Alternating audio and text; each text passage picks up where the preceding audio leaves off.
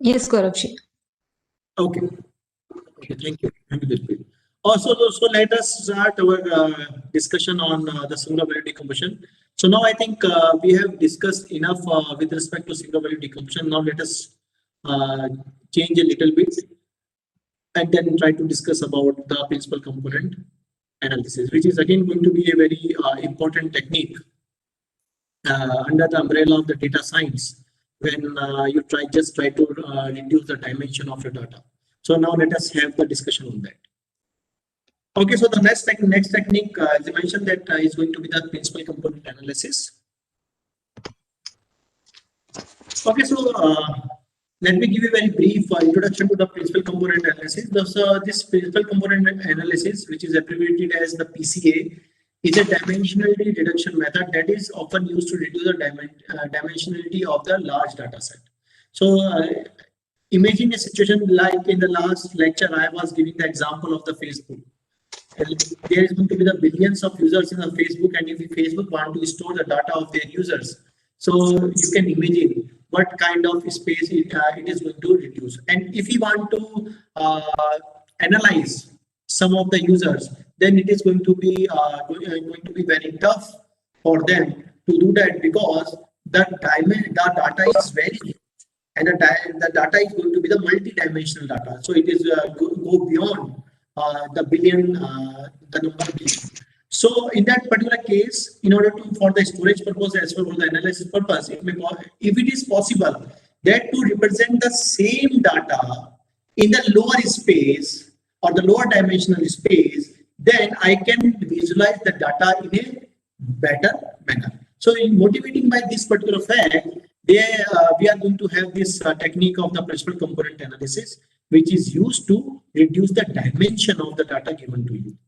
So the main idea is to transform the large data into the smaller ones that still contain most of the prominent information of the large set. So whatever prominent information in the large data, the actual data is there, we just trying to transform that information into the lower dimensional data. If it is possible, then it is going to be a very good task for the data science perspective. Okay, so what we are going to do over here, we are just trying to reduce the number of variables, because whenever I say the dimension n, so the meaning is there is going to be n dimension space I'm going to have. I'm living in the n dimension space, and whenever I say I'm trying to reduce the dimension, so basically I am going to reduce the number of variables. So the n dimensional space, and in the n dimension space, I am going to have the n variables. And if I'm reducing n dimension space into the k dimension space, then the meaning is the n variables are going to reduce to the k variables. So this principal component is what essentially is doing is it is trying to reduce the number of variables. Of course, when you are reducing the number of variables, you are actually introducing some kind of error into the process. The trick over here is you are going to reduce the dimension with respect to a well-defined error tolerance or the accuracy tolerance level. So you will decide the accuracy level for your problem, and then you will try to make a trade-off between the dimension and the accuracy. So when you try to do that, then you are able to transform all the prominent information from the actual data into the lower dimension, lower space data. So now let us try to have more insight of the principal component analysis.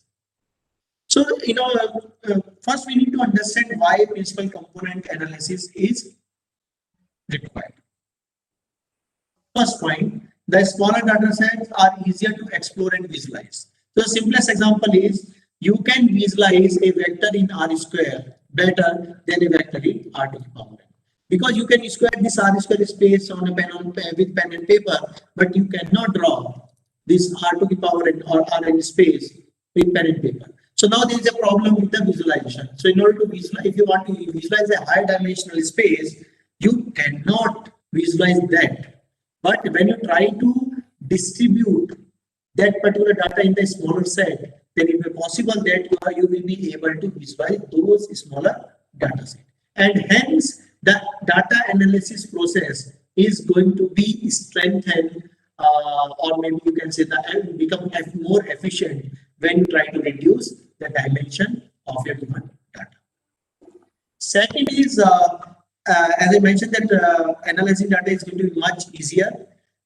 The next point is going to be much faster as well, because now let's say if we take the example which I have given in the last lecture, when we are going to have the 6x6 matrix, then we are going to have the 36 element, and then we have given the 2 vectors of 1/6, only the 12 elements. So it is very easy to process this particular data because the number of elements are very less when compared to this data. Now you can imagine that you are going to have a matrix of 1 lakh by 1 lakh, and now you are going to reduce it to, let's say, 100 by 100. So it is going to be very easy for me to process this particular data when compared to this particular data. So this dimension reduction will actually give you an ease for the faster processing of that particular data. So you are going to be able to observe or able to extract all the meaningful information from the data very easily and in a less amount of time.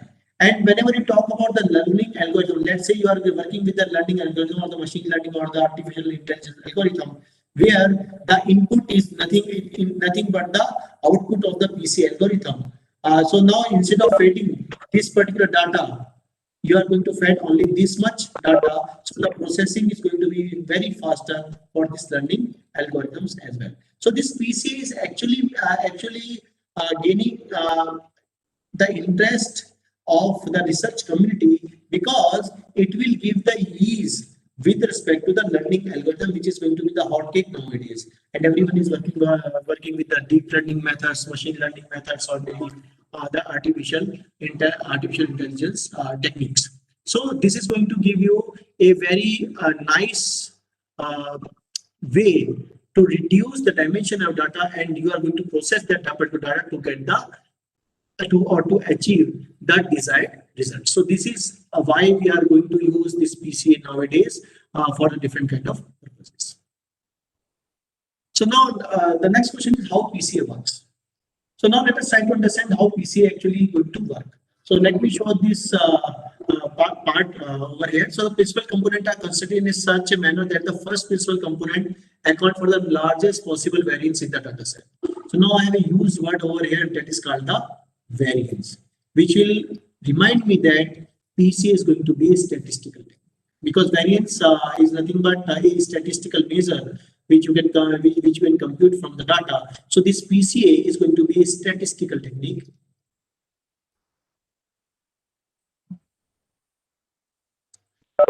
Okay, and it's again going to give you the largest possible variance with respect to each and every principal component. So if I'm going to the first principal component, the meaning is I am going to have the data having the largest possible variance. If I talk about the second PC principal component, then that is going to be the second largest possible variance which I can extract from that particular data, and so on. So based on this particular philosophy of the variance, I can construct the different kind of dimensions or different kind of components, and this component will now define the dimension of my data. And that is how, using this variance, I am going to I'm going to reduce the dimension of the given data. So this, again, as I mentioned, the second principal component is calculated in the same way, with the condition that it is uncorrelated with the first principal component. So this is the additional condition which I am going to add. So if I am going to construct the k different principal component, those are going to be uncorrelated in nature. So the meaning is the meaning of uncorrelated is they are going to be perpendicular to each other. So basically, it's nothing but if I'm going to have this 3-dimensional space, then I'm just trying to convert it to the 2-dimensional space. Again, the philosophy of this particular uncorrelation is going to be there, and in the linear algebra sense, it is going to be perpendicular to each other. And this particular philosophy is going to be followed throughout all the principal components you are going to have. Okay, so again, as I mentioned that it's about you how many dimension you want to take. So if you want to take k dimension, then you have to repeat this process k number of times. So now let us try to understand what is happening with this PCA. So now this is the very simple animation of the PCA. So now this blue points which I am going to have over here, this is going to be my data points. And this red points which I am going to have over here, this will give the projection of this data on this particular line. So now when I'm looking at a direction where the data is going to have the largest possible variance, then I'm looking for a direction such that this projection of my data is going to be scattered as far as possible. So in this example, when this black line is coinciding with this magenta line over here, I am going to get the maximum displacement of the projection points of my given data. You can look at it. So this is going to maximum when this line is going to coincide with this particular line, and hence this magenta point is going to be the first principal direction or the principal component for my data. So now, if you are going to look at some other direction, then you are looking for a direction which is perpendicular to this direction and is going to have the second possible second maximum possible variance into it. So now I'm looking at the scatterness of this particular red points on a particular direction which is perpendicular to this particular way. So this is a two-dimension case. So again, I'm going to take this dimension which is going to be perfectly perpendicular to it. So that is going to be the second principal component. So this is the example from the two-dimensional space. So things are not that much visible. Now I'm imaging the same situation when you are in the n-dimensional space. So perpendicular to this direction, I am going to have n-1 options. Now out of those n-1 options, I need to choose that particular direction on which I am going to get the these projection points scattered second maximum time. When you talk about a third principal component, then you are looking for one direction which is perpendicular to the first direction as well as the second direction and is going to have the next maximum variance over there. Or you can say how is these projection points are spread thrice largest time on that particular line or on that particular direction. So when you compile all this particular direction with you, then these particular directions are going to give you the different principal component of that particular data. So if you are working in the n-dimensional space, then you are going to get the n principal components. So one is the first, second, third, fourth, up to n. But what is the pattern over here? The pattern says that the variance is maximum in this, then the second maximum in this, third maximum in this, and so on, and smallest in the nth direction. So the meaning is that all the meaningful information are actually intact in this particular directions, which are the first few directions in the principal component analysis. And when you try to reduce your dimension, so again you are going to find out at what point of time, at what principal component you want to stop yourself. So again, you have to define the accuracy level for a given program or a given problem, and then you can discard rest of the principal component, and then these selected k principal component will give you a new dimension in which you are going to have these projections as your data points, and you are actually converting the whole data into a new set of data in the lower dimensional space. Now you can play with this particular lower dimensional data to get all the information. So this is the basic philosophy of the principal component analysis. So I'm just looking at the scattering of the projection point on a direction. In the direction which is going to scatter the most, that is going to be the first principal component. And then with respect to this scattering, I have to get the second component, the third component, fourth component, up to n component. And out of this n principal component, I will try to retain only first k component, which are going to be most important for the given data and carries almost all the information of my actual data. And now I'm done with the principal component analysis or with the dimension reduction. Now I'm going to have the lower dimension data, and I'm going to play with this data for the different purposes. So this is how going to be this PC is going to actually work. So now let us try to understand how to find out PC. So okay, the working process is very fine. Then I am looking at the scattering of this. But what are the process which will give me this scattering, or how to measure this scattering to get the variance by a given data. So now next is going to be the algorithm to find the principal component analysis. So when you talk about the algorithm for the principal component analysis, then there are 6 main steps. The first step says that first check your data whether the data is standardized or not. If not, you are going to standardize your data. The meaning of standardize your data, then it is going to have the zero mean and variance. So you have to standardize your data. If it is standardized, then this point is not applicable. So in general sense, they just standardize your data, then try to find out the covariance matrix from that particular data. This is going to the second step. Then you have to compute the eigenvectors and eigenvalues of the covariance matrix. Then you have to sort everything with respect to the eigenvalues, and you have to find out the corresponding eigenvectors as well. Then you have to pick the k eigenvalues in this particular sorting pattern. So you are going to take the k maximum eigenvalues to form the matrix of eigenvector.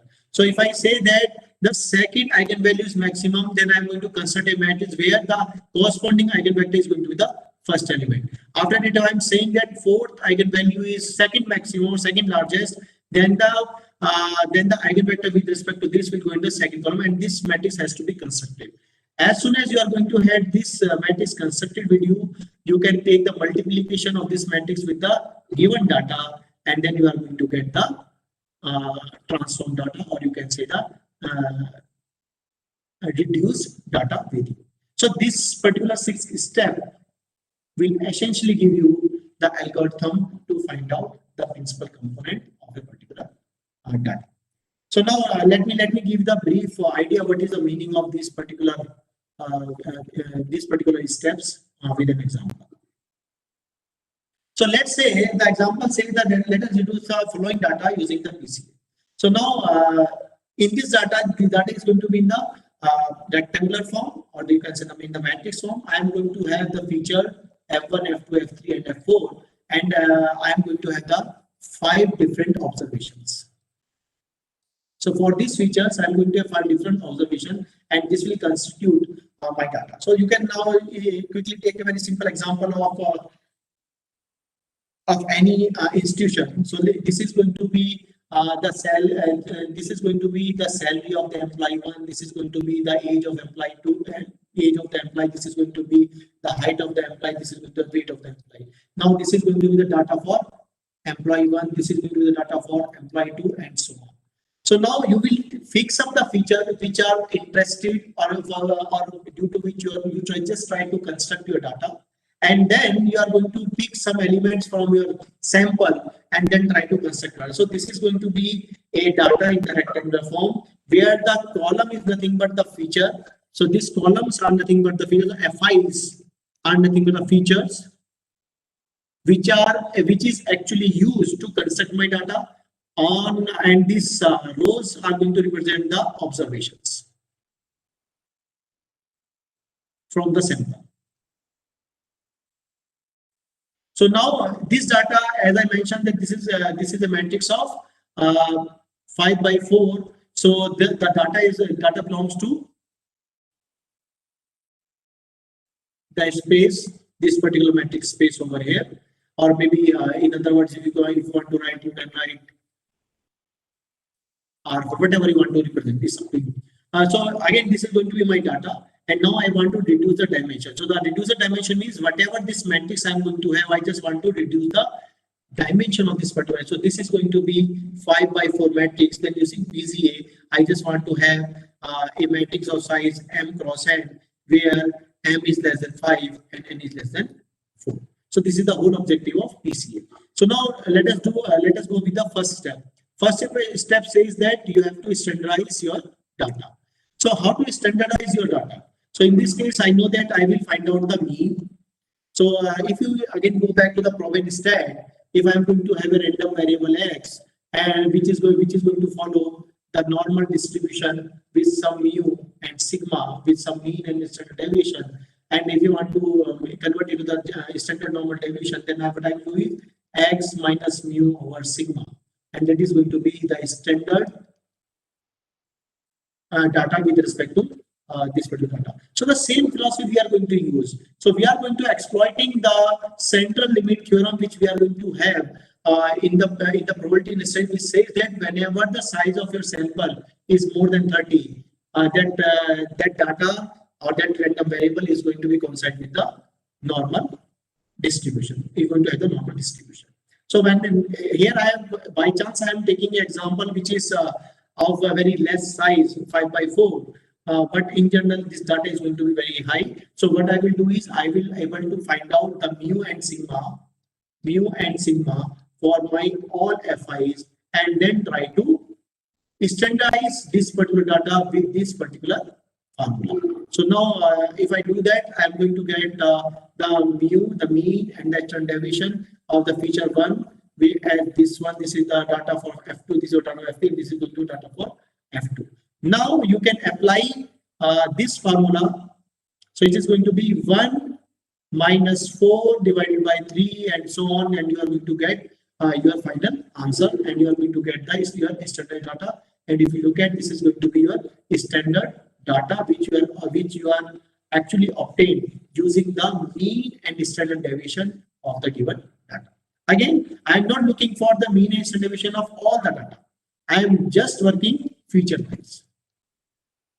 So for every feature or for every column of your data or matrix data, you have to find out mean and standard deviation, and then you have to find out the standard form of that particular data.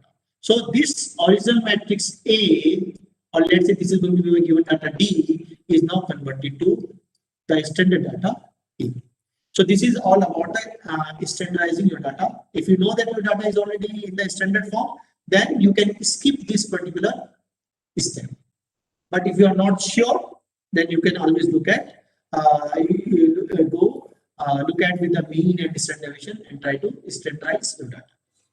Second step says you have to find out the covariance matrix. So now again, if you go back to if you go back to what you say the proven stat, I know that covariance between the two random variable x and y is going to be summation of xi minus x bar multiplied by yi minus y bar divided by n minus 1, where n is going to be the total number of elements in your data. So now using this particular formula, you are going to have your covariance matrix. So in order to make the covariance matrix, what you will do, F1, F2, F3, F4 in this particular way.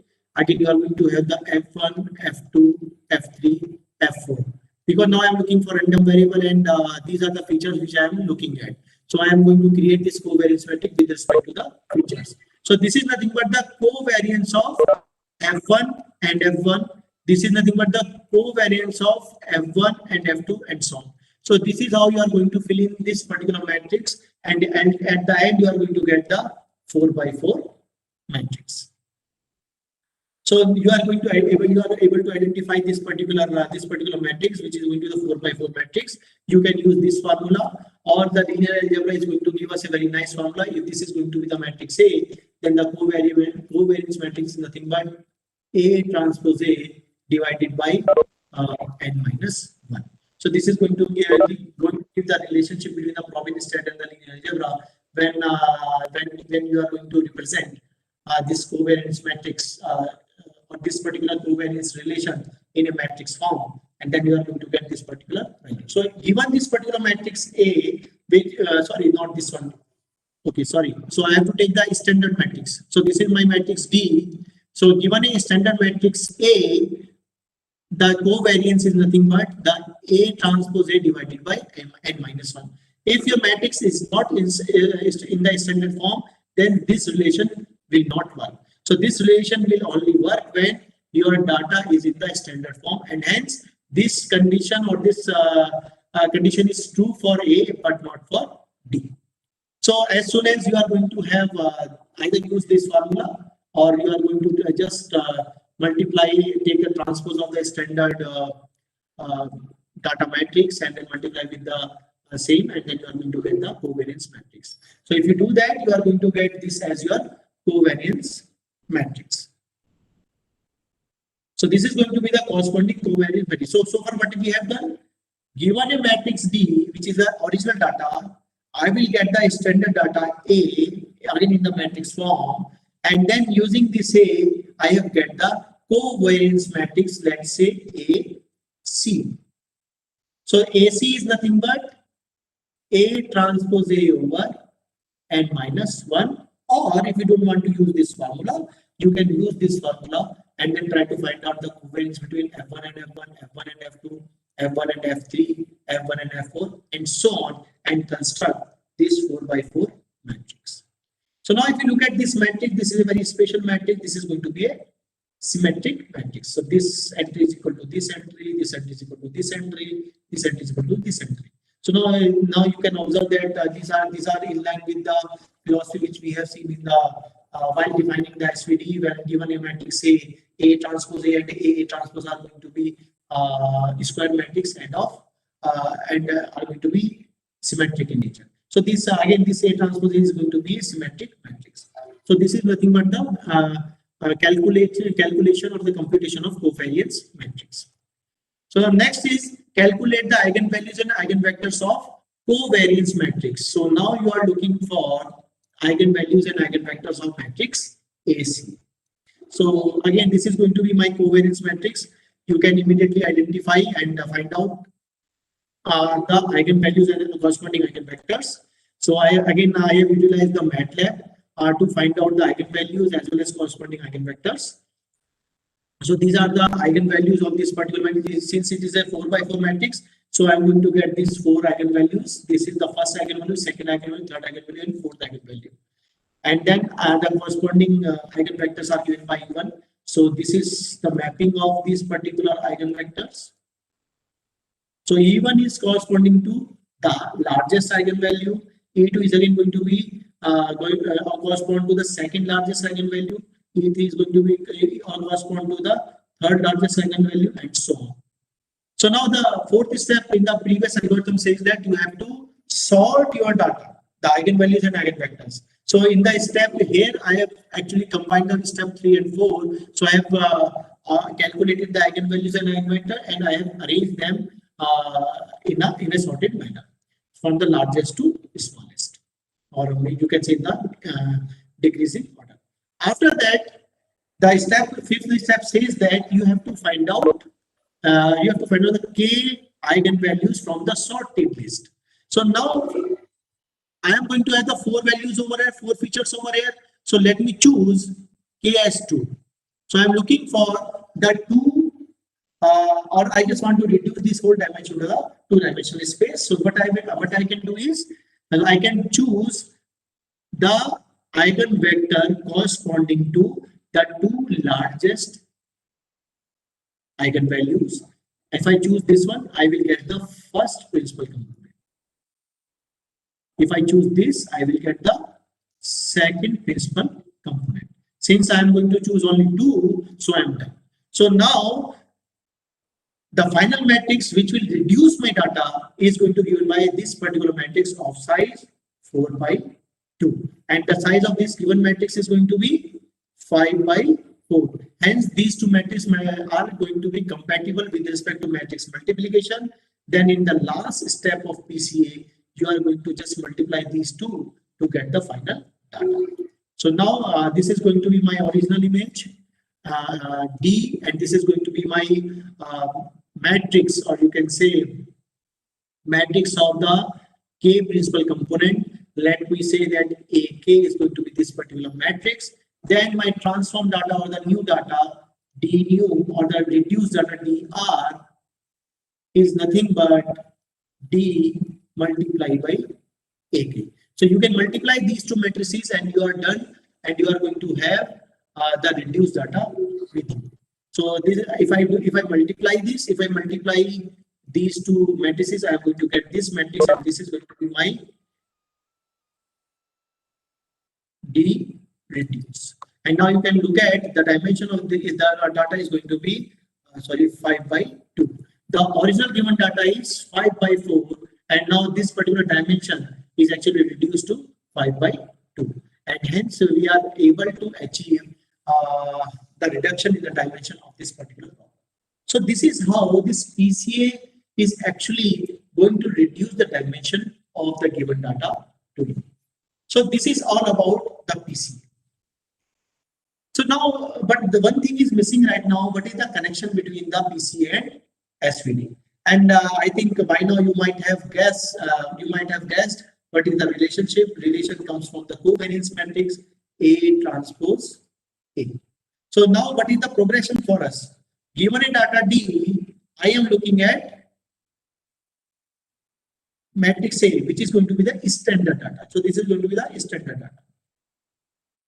With this standard data, I am looking for A transpose A. I am looking for the eigen decomposition. I am looking for the lambda i's and vi's, all the possible pairs. So what is this? I can achieve this thing with respect to singular value decomposition as well. So if I take the simple singular value decomposition of this matrix A, the SVD, what I will get? I will get the collection of sigma I and vi, because I am not going to change the eigenvectors. Eigenvector I am taking as it is in the SVD. However, this relationship between sigma I and lambda is going to be sigma I is nothing but square root of lambda I. But sigma I am not using anywhere. This lambda I am using just to select the top k eigenvalues. So now I can do the same thing with the sigma I. If I need to take the k dimensions, I can take the first k singular values, because again singular values are going to be in the decreasing fashion. So these three steps can be replaced by a single step of SVD, and this is the actual connection between the PCA and SVD. So SVD will give you a very efficient way to find out PCA, where the computation is going to be very less, because first of all, you are not going to look at this particular matrix, and now you are not going to look at the eigenvalues and eigenvectors of it. I'm just trying to use the singular value decomposition. So when you incorporate this singular value decomposition in the PCA, then I'm going to get a very efficient way to implement PCA. And nowadays, most of the implementation of PCA is through SVD only, because SVD, there is going to be uniqueness in terms of sigma. Then you are going to get the unique principal components for your problem or for your data. So this is going to be the, as I mentioned, that this is going to be the simple relationship between the SVD and PCA. So I'm going to have the original data with me. So right now I am assuming that this data is in the standard form. It is not. If it is not in the standard form, then I'm going to have something here x bar, which is going to be converted to the standard form. So I'm assuming it's going to be in the standard form. If this is in the standard form, then instead of going in the eigen decomposition way, where I need to find out X transpose, which is the covariance matrix, and then we have to try to find out the eigen decomposition of it, I can simply take the SVD of the given matrix. Then this particular V is going to get is nothing but, can you tell me what is the V? These are the principal directions, and these are going to be the principal values. And then you are going to utilize this particular manner, and the connection comes out to be the matrix W, which is required for reducer data, is nothing but the V matrix of your singular value decomposition. Since this particular facility or this particular matrix we can use, then our DR is nothing but the given data D multiplied by V. and this particular formula will give us the reduced data. So now it is up to you whether you want to go in the eigen decomposition way. If you follow this particular path, still you are using the linear algebra in the form of the eigen decomposition, and if you follow this particular path, still you are using the linear algebra in order to or by utilizing the singular value decomposition. However, singular value decomposition will give you an efficient way when compared to the eigen decomposition, because for certain cases eigen decomposition does not exist. Okay, and SVD is always going to exist. So basically, we are going to follow the SVD to get the principal component analysis. So I hope that you don't have any you don't have any query in the connection between the SVD and PCA. So I will stop here today for today's lecture, and then I will devote some time for the discussion. If you have some clarification or some doubts, you can now ask me. So thank you very much.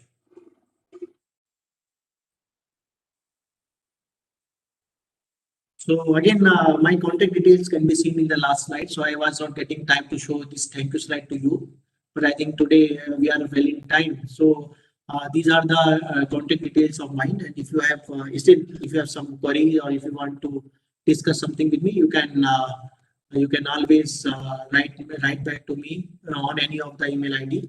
Nowadays, I'm actually more using my official ID, so you can. It would be nice if you can write back to me on my official ID. So now I will take all of your concerns or the queries.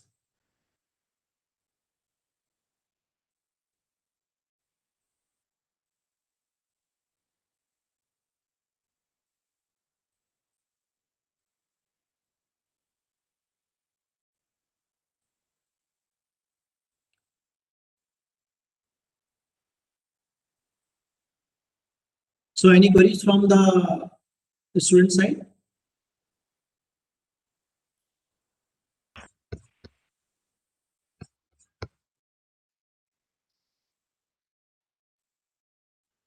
Noise remove. You have designed.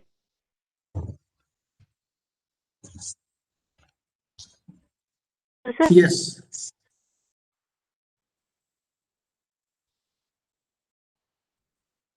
Process. No, there is no actually well-defined criteria for that, but the threshold value is going to be a value which is lying between the maximum singular value and the lowest singular value.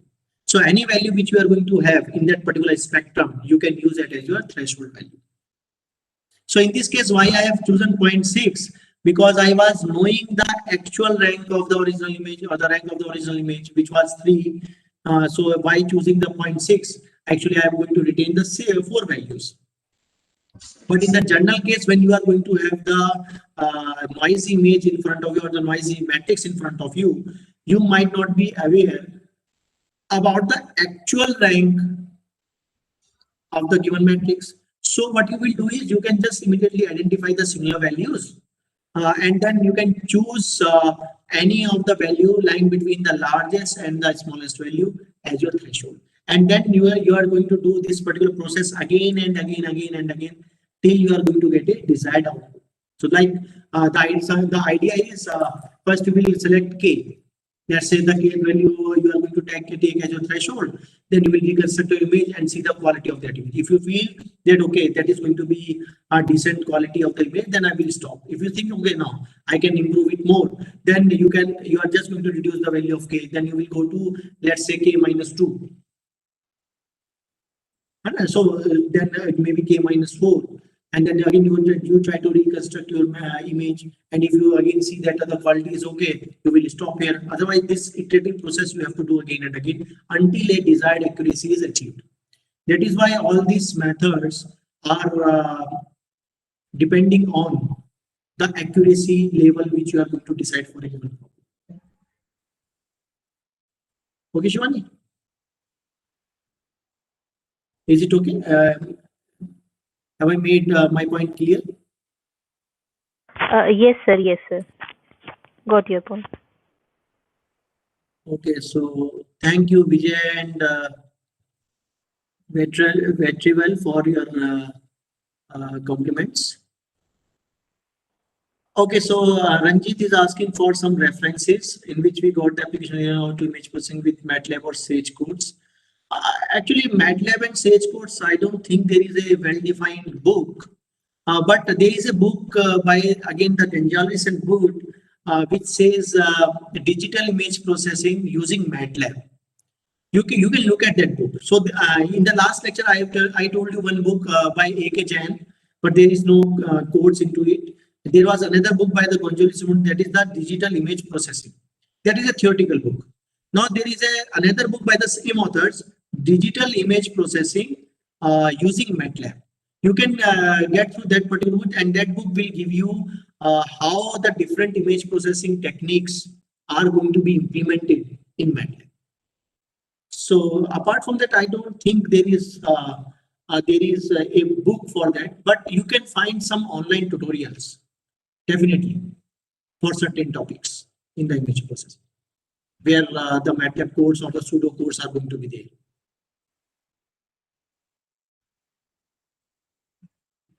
Okay, Ranjit? Okay.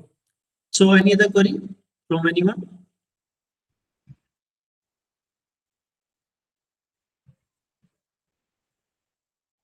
Okay, thank you, Shivani, for your nice words. So I think now I don't think students are having queries.